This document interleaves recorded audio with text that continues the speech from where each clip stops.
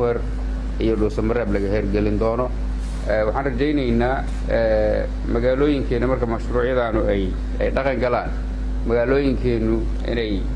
isbedel fiican la iman doonaan oo sida hadda u yaaleen si ka duwan ay mantaqan noqon doonaan biidnillah sida uu sheegay wasiirku heshiiskan waa heshiis lagu dhisayo magaalooyinka lagu dhisayo wadooyinka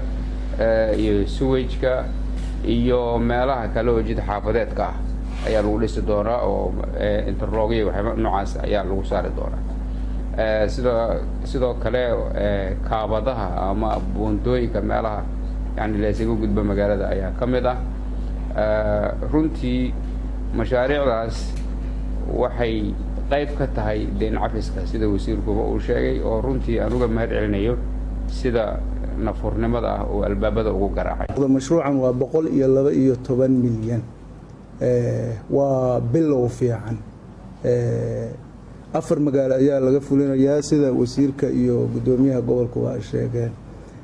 markii mashruucan uu dhamaado oo lacagtaas ma aragtay la geliyo dhulka wax la taaban kara ayaa ka soo bixi doona hadoo laayno magaalooyinka kale ee dhiman steedyada kale ee dhiman iyaguna ma aragtay waa qaybta labaad ay noqonayaan saxiixan maanta hadda inta ka dhacay aad u jeedaan inta kaliya kuma ekaan doono steedyada kalena wasiiradooda ma aragtay maaliyadda ayaa iyaguna soo saxiixaya dokumentiyadooda waa kuwana waa loo geeyay kuwaasi waxay ahaayeen wasiirka maaliyadda ee xukuumadda federaalka Soomaaliya Cabdiraxmaan Ducaale Beelle iyo gudoomiyaha gobolka Banaadir ahna duqa magaalada Muqdisho Cumar Maxamed Maxamuud Cumar Filish iyo wasiirka howlaha guud oo ka hadlayay mashruuc ku baxaya 112 milyan oo dollarka Mareykanka oo loogu talagalay in lagu horumariyo magaalooyinka Muqdisho Baydhabo Kismaayo iyo Garowe amar ka soo baxay xafiiska ra'iisul wasaaraha xukuumadda federaalka Soomaaliya Xasan Cali Kheyre ayaa lagu hakiyay mashruucaasi lagu horumarinayo dawladaha hoose ee magaala madaxyada dawlad goboleedyada qaar ee dalka oo ay ka mid yihiin magaalada Muqdisho magaalada Kismaayo Baydhabo iyo Garowe amarka ka soo baxay xafiiska ra'iisul wasaare Kheyre ayaa lagu sheegay in dib u eegis lagu sameyn doono mashruucan waxaana laga qayb gelin doonaa dhammaan dawlad goboleedyada dalka arintan ayaa ku soo aadaysa iyadoo wasiirada maaliyadda ee xukuumadda federaalka Soomaaliya iyo howlaha guud iyo gudoomiyaha gobolka Banaadir ay mashaariicdaas u cayimeen oo kaliya maamul goboleedyada qaarkood isla markaana durbadiiba la soo saaray dhaliilo loo jeedinayo mashaariicdaas oo laga hakiyay ama laga qadiyay maamul goboleedyada Galmudug iyo sidoo kale maamulka Hirshabelle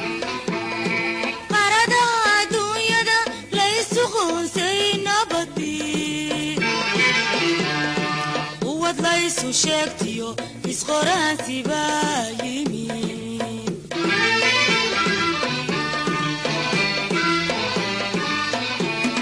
waa hagaag dhegeystayaal barnaamijka xogmaal ee raadiyaha Star FM ayaad dhegeysanaysaan qaybihii hore ee barnaamijkana waa aad la socotaan sida hordhaca barnaamijkaba aad ku maqlayseen maanta waxaa meel ku dhow kontaroolka Baar Ismaaciil degmada Afgooy ee gobolka Shabeellada Hoose ka dhacay qarax ismiidaamin ah qaraxan oo loo adeegsaday gaari waxyaabaha qaraxa lagu soo rakibay ayaa lagu weeraray bar control oo ciidamada dawladdu ay ku sugnaayeen isla markaana sidoo kale ay ku sugnaayeen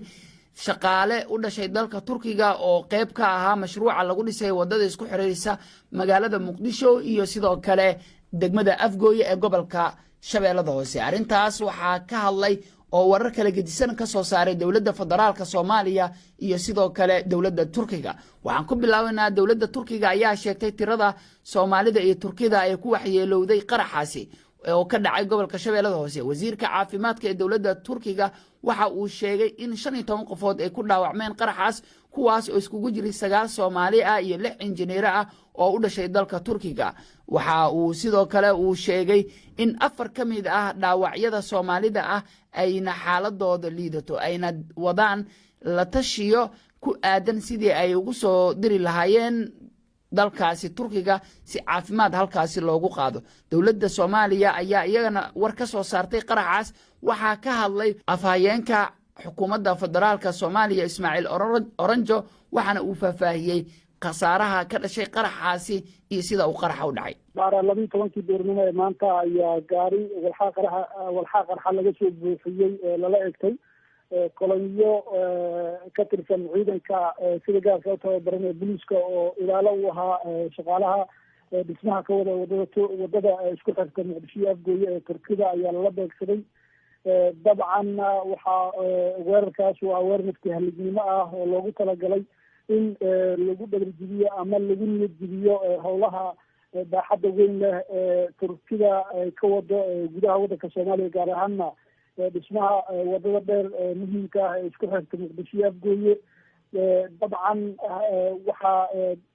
dhacay gurmad xoog leh oo loo sameeyey sidii lagu gurma lahaa dadka halkaasi wax ku noqday. waxaana ilaa hadda socda tirakoobka sida halkaas dadka wax ku noqday xaaladooda sidii loola tacaali lahaa. dabcan weli waa waqti hore, dhaawacyo ayaa jira. qaraxa sidii u weynaa iyo sida hadda khasaaruhu u kooban yahay waa wax kala fog. dabcan gaari walxaa qarxa laga soo buuxiyo waa gara kartaa oo lala beegsaday kolonyo wadada socotay. waana isku day fulinimo ah oo argixisada al-shabaab ay ku doonayaan inay ku waxyeeleeyaan nabadda iyo horumarka waddanka uu rabo inuu hiigsado. waxaa socda bal tirakoobka inta uu leeyahay khasaaraha soo gaaray ama ha noqoto ciidanka booliiska ama howlwadeenadii kale shaqaalaha turkida ee wadada dhisayay. marka weli waa waqti hore, waxaase ummadda soomaaliya u sheegaya oon la wadaagaya in sida qaraxa u dhacay iyo khasaaruhu aada u kala duwan yahay oo farqi weyn ugu dhexeeyo. ilaa hadda aan lasoo sheegin wax dhimasho ah oo ka dhashay qaraxaas. aan kusii soconno isla weliba wararka qaraxaasi ku saabsan. al-shabaab ayaa iyaguna war ka soo saaray qaraxaasi. warar lagu baahiyey baraha taageera al-shabaab ayaa waxaa lagu sheegay in qaraxaasi lagu dilay 2 xubnood oo u dhashay dalka Turkiga, 5 kalena lagu dhaawacay. sidoo kale waxaa la sheegay in ciidamada dawladda laga dilay 4 askari oo ka tirsan ciidamada, 9 kalena lagu dhaawacay sida al-shabaab ay sheegteen.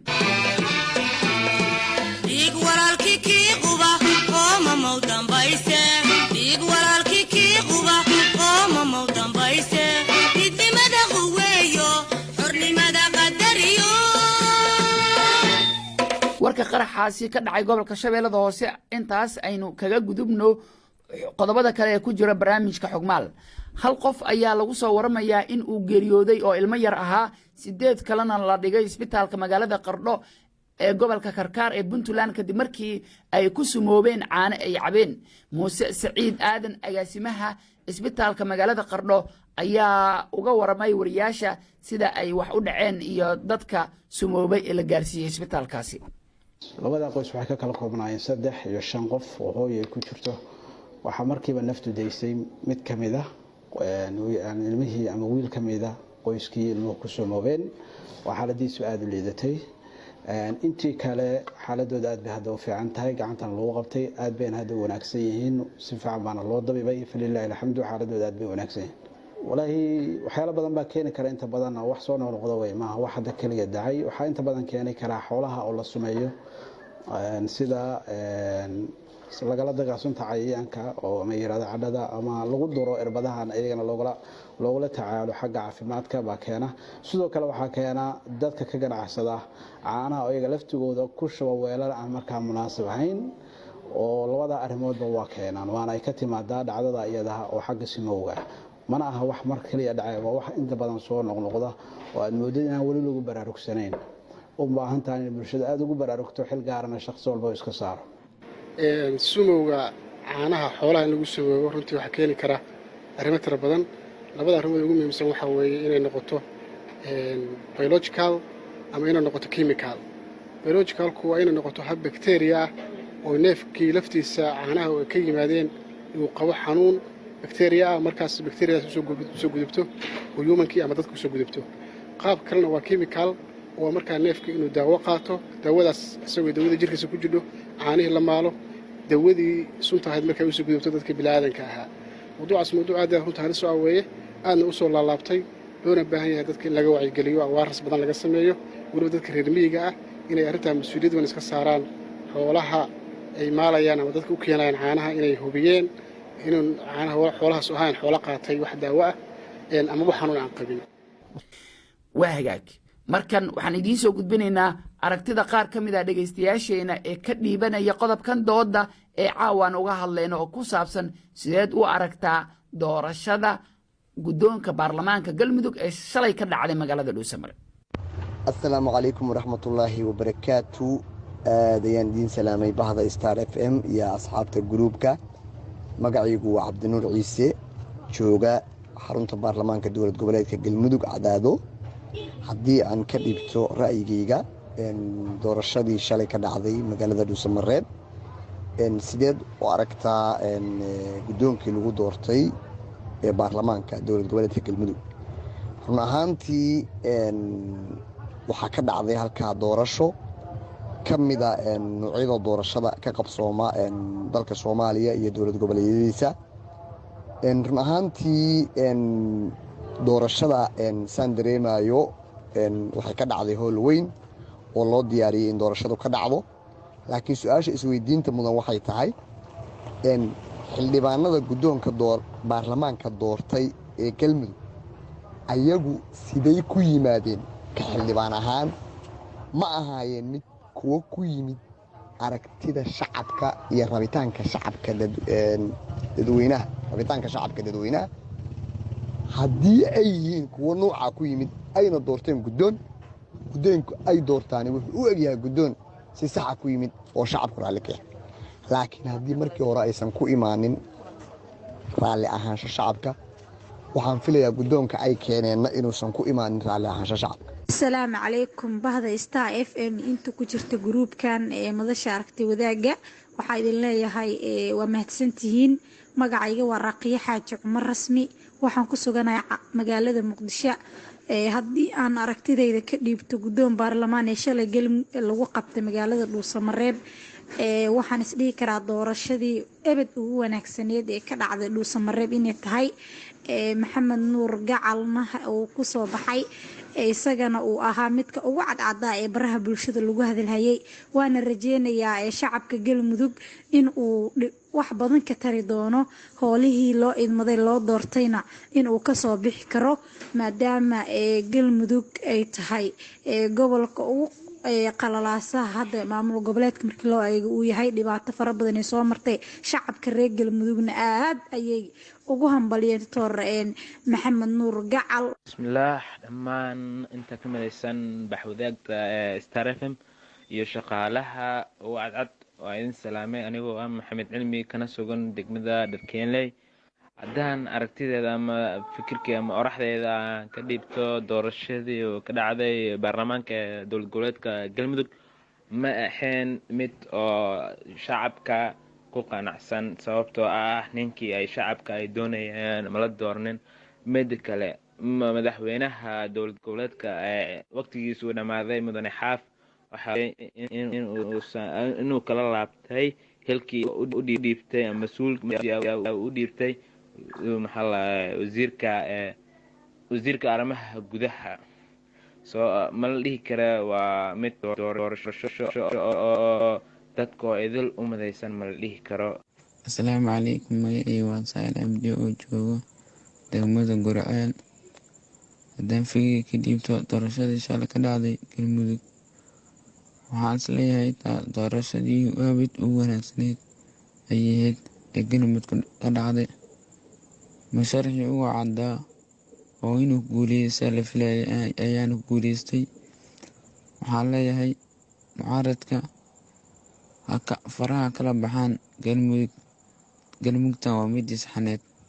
asalaamu calaykum waraxmatullaahi tacaala wabarakaatu. waa mukhtaar saxansaxo oo jooga degmada guriceel ee gobolka galgaduud. haddii aad baan idin salaamaya dhammaan asxaabta ku kulansan bahda aragti wadaaga ee gruubkan ee sameysay idaacadda star f m. haddii fikirkeyga aan hore u galo, aniga doorashadii ka dhacday shalay dhuusamareeb uma arko doorasho saxa, umana arko doorasho cadaalad amba sinaan lagu qeybshay. waayo dadka reer galmudug ninkii taageerada ka haystay hobigoodu ahaa amba rabitaankoodu ahaa inuu kusoo bixi doono kuma soo bixin. waxaa kusoo baxay ninkii lagu xamanayay inay gadaal ka riixayaan xukuumadda soomaaliya ee la filayay. qaybihii dambe ee barnaamijka xogmaal ayaan dhegaystayaal ku sii dhowaaneynaa. magaalada gaalkacyo maanta waxaa ka dhacay banaanbax lagu taageerayay doorashadii ka dhacday magaalada dhuusamareeb ee lagu doortay guddoonka baarlamaanka maamulkaasi galmudug waxaana banaanbaxayaasha iskugu soo baxeen xarunta dowladda hoose ee magaalada gaalkacyo wararku waxa ay sheegayaan in ciidamo ka tirsan kuwa maamulka galmudug ee la socda madaxweynaha maamulka galmudug ay isku dayeen inay dadkaasi soo istaag ay ku sameeyaan ha yeeshee banaanbaxaasi ayaa markii dambe suurto gashay in uu dhaco gudoomiye ku-xigeenka magaalada gaalkacyo ee galmudug iyo qaar ka mid ah shacabka ka qaybgalaya banaanbaxa ayaa waxa ay ka hadleen sida uu banaanbaxaasi u dhacay waxaana ay aragtidooda ay u dhigeen sidan bismillahi raxmaan raxiim asalaamu calaykum raxmatullahi wabarakaatuhu saakay waxay bulshada reer gaalkacyo iskugu soo banaanbaxeen dowladda hoose degmada gaalkacyo oo ay ku taageerayaan guddoonka cusub ee baarlamaanka galmudug ee la doortay ay ku muujinayaan taageeradooda iyo jacaylka dowladnimada ay qabaan saakay waxaan hambalyo u diraynaa guddoonka cusub ee baarlamaanka galmudug waxaan u mahad celinaynaa wasaaradda arrimaha gudaha ee dowladda federaalka soomaaliya oo daadahinaysa hanaanka doorashada galmudug waxaan leenahay waa mahadsantihiin dadka reer gaalkacyo muddo ku soo jireen colaadii dhib ku soo jireen nabad bay rabaan dowladnimay rabaan dowladnimaana deeqda waxaan leenahay hambalyo waa soo dhaweynaynaa waxaan diyaar u nahay inaan garab istaagno dowladnimada galmudug iyo mustaqbalka galmudug inaan garab istaagno diyaar u nahay waxaan leenahay mar labaad iyo mar saddexaad guddoonka cusub ee la doortay baarlamaanka galmudug hambalyo galmudug meeshii laga aasaasay laga bilaabay gaalkacyo weeye waxaan rabnaa inaan aragno galmudug qurux badan meel sare gaartay shaqaynaysa ayaan rabnaa waxa weeye waxa aan doonaynaana waa dowladnimo ayadaana deeqda ayadaana ku hoos noolan karnaa aad iyo aad ayaa u mahadsantihiin asalaamu calaykum raxmatullahi wabarakaatu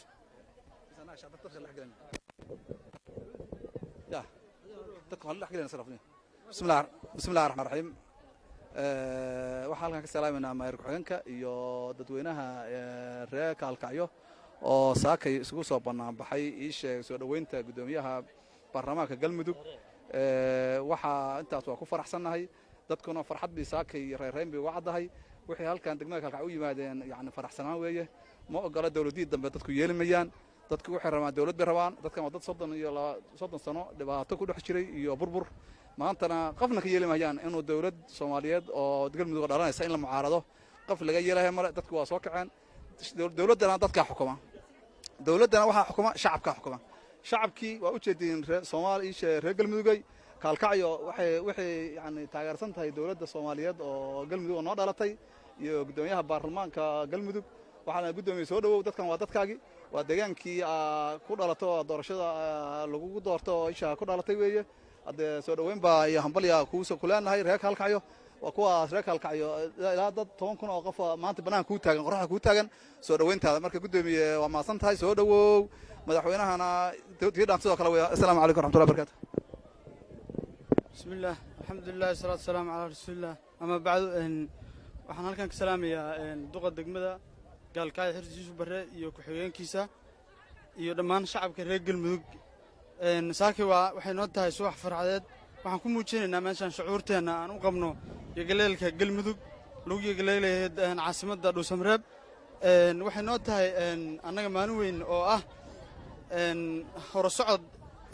ummadda galmudug u soo dhashay waxaan si gaar ahaan iyo si guudba u taageeraynaa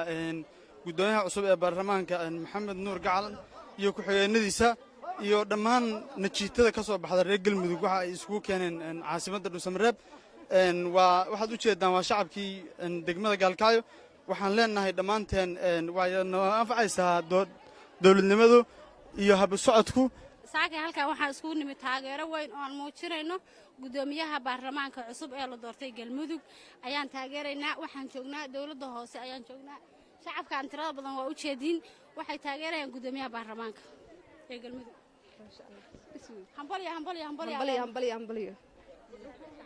bismillaahi raxmaani raxiim saaka waxaan taageeraynaa guddoomiyaha baarlamaanka cusub baan taageeraynaa annagoo shacabkan badan oo xaafadaha ka soo bannaan baxay maasha allah hambalyo bismillaahi raxmaani raxiim waxaan taageeraynaa guddoomiyaha baarlamaanka baan taageeraynaa annagoo shacabka dadka weynaha ka soo baxay hambalyo bismillaahi raxmaani raxiim بسم الله الرحمن الرحيم أولا السلام عليكم ورحمة الله وبركاته sida u jeedaan saaka waxa isku soo baxnay taageerida gudoomiyaha cusub ee baarlamaanka maxamed nuur gacal haddaan nahay bahda shacabka ee gobolka mudug waan ku faraxsanahay waxaan leenahay mudane gudoomiye soo dhawow maasha allah gudoomiyaha cusub ayaan taageeraynaa annagoo shacabka galmudug ah magaalada kaalkacyo ka socda haddee soo dhawow gudoomiye bismillahi raxmaan raxiim waxaan maanta mudaaharaadkan barnaamijkan kusoo dhaweynaynaa sharafta leh maamulka laga dhisay dhuusamareeb si kale ilaaba u soo dhaweynaynaa aad baanaan u taageersannahay in lasoo dhammaystirana waan ku faraxsannahay siyaasadu qarsooniyo qosolaan qalbiga jirin been baa lagu qaldaa si loo qaybiye soomaaliyey mid qudha noqo gabagabadii barnaamijka ayaan isla soo gaarnay markan aan kusii soconno wararka galmudug qaar ka mid ah musharaxiinta galmudug ayaa waxa ay shuruudo ku xireen ka qaybgalka doorashada maamulkaasi galmudug iyagoona maanta la kulmay guddoonka cusub ee baarlamaanka maamulkaasi galmudug musharaxiinta u taagan qabashada xilka madaxweynenimo ee galmudug ee kala ah cabdiraxmaan maxamed xuseen oduwaa cabdulaahi faarax wehliye iyo kamaal daahir guutaale ayaa soo saaray qoraalkan ayaan ka kooban 2 bog oo ay soo saareen musharaxiintaas ayaa gabagabadii waxa ay ku dalbadeen in la joojiyo xanibaada handadaada iyo ishor istaag lagu sameeyo xildhibaanada sida ay hadalku dhigeen iyo in la joojiyo waqti dedejinta doorashada lana siiyo xildhibaanada muddo 21 maalin ah oo fursad ah si ay ula kulmaan si xur ah una kala bartaan musharaxiinta u taagan qabashada xilka madaxweynenimo ee maamulkaasi galmudug siyaasadu qarsooniyo qosolaan qalbiga jirin been baa lagu qaldaa si loo qaybiye soomaaliyey mid qudha noqo mar kale waxaan idiin soo gudbinaynaa qaar ka mid ah dhegaystayaasheena ee ka soo aragti dhiibtay qodobka doodda ee barnaamijka caawa aan uga hadlayno oo ku saabsan sidee ayaad u aragtaa doorashadii ka dhacday magaalada dhuusamareeb ee lagu doortay guddoonka baarlamaanka galmudug waxaana ay aragtidooda inoogu soo direen nambarka whatsapp 617 waxaan aada u salaamayaa daadiyaha barnaamijka ee xukumaal iyo maamulka iyo shaqaalaha intaa kadib magacaygu waa dalmar cadow maalin kana soo hadlayo magaalada muqdisho ee caasimada ee dalka soomaaliya gaar ahaan degmada dharkeelle iyo gobolka banaadir haddaan ku socdo sidee u aragtaa doorashadii ka dhacday galmudug gaar ahaan dhuusamareeb laguna doortay guddoonka baarlamaanka ee galmudug ee baarlamaankii 2aad run ahaan horta waxaan soo dhaweynayaa gudoomiyaha cusub ee baarlamaanka maxamed nuur gacal ku-xigeenkiisa ee cabdisalaan iyo ku-xigeenka 2aad mudane titoreso fatuma xaqiiqiyan doorashadii halkaas ka dhacday waa doorasho aan dhihi karno xalaal cad ku dhacday qofna la qasbin qofna la jojoobin guudaan dhegaystayaal intaas ayaan kusoo gabagabeynaynaa barnaamijka xogmaal ee raadiyaha star fm oo aad kusoo maqasheen qodobo kala gedisan soo saaristii iyo tabintii sadaan maxamed daahir farsamadii maxamed abuukar cabdixafiid ayaa warkii noo akhrinayay waxaanu idinkaga tegaynaa kaalintaas sugaaneed dadkeennu ma dhoohan yahay miyaan dhaayaheenu arag dhagarta laynagu waaniyo cadowga dhexdeenan degay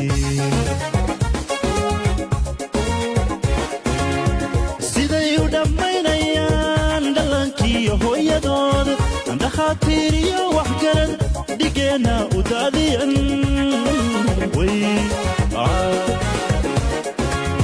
siday u dhammaynayaan dhallaankiiyo hooyadood dhakhaatiir iyo waxgarad dhigeenna u daadiyan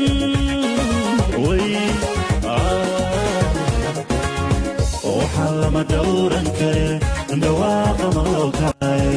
maqura dhiidhiyo kacay wixii dhig lagu kacay damiirku intaanu dhiman dhulkeenna difaacane dhalinyarooy kacaa waxaan lama dhowran kare dhawaaqa loo kacay marqula dhiidhiyo kacay wixii dhiilamoo kacaa damiirku intaanu dhiman dhulkeenna difaacane dhalinyarooy kacaa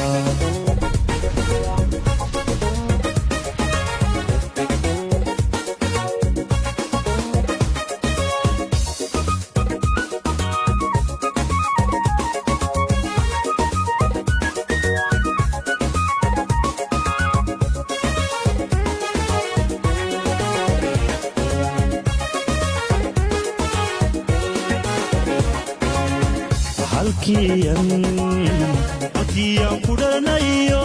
dhulkii hooye ee wanaa dhararna habooqano ahadeena ku dhexelmiya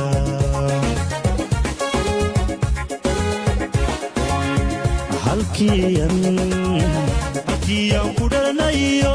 dhulkii hooye ee wanaa dhararna habooqano ahadeena ku dhexelmiya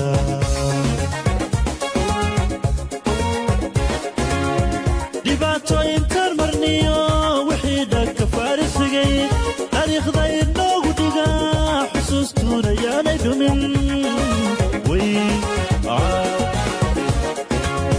dhibaatooyinkan marniyo wixii dhagka faarisigay taariikhda inoogu dhiga xusuustuuna yaanay dhumin waxaan lama dhowran kare dhawaaqa maloo kacay marqula dhiidhiyo kacay wixii dhiilamoo kacay damiirku intaanu dhiman dhulkeenna difaacane dhalinyarooy kacaa waxaan lama dhowran kare dhawaaqa maloo kacay marqula dhiidhiyo kacay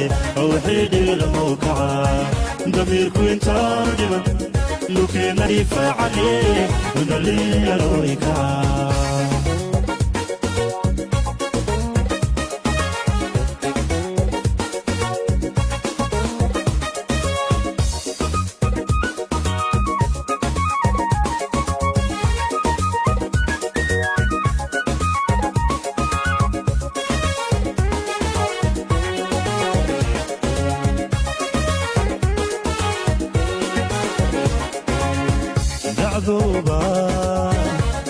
dhacda nooga daran dhulkuu magaceeni garay haween lama dhaafiniyo dadkii lagu dhaadan jiray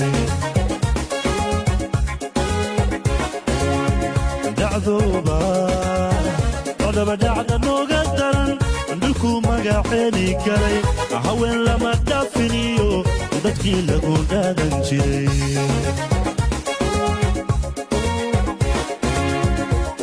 isku dharsanaye dhammaan isu soo baxo yanu dhicisoobine kacdoonka dhab nooga dhiga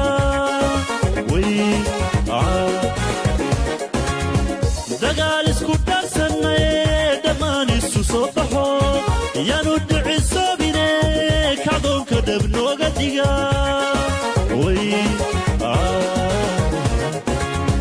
waxaan lama dhowran kare dhawaaqa maloo kacay marqula dhiidhiyo kacay wixii dhiilamoo kacay damiirku intaanu dhiman dhulkeenna difaacane dhalinyarooy kacaa waxaan lama dhowran kare dhawaaqa maloo kacay marqula dhiidhiyo kacay wixii dhiilamoo kacay damiirku intaanu dhiman dhulkeenna difaacane dhalinyarooy kacaa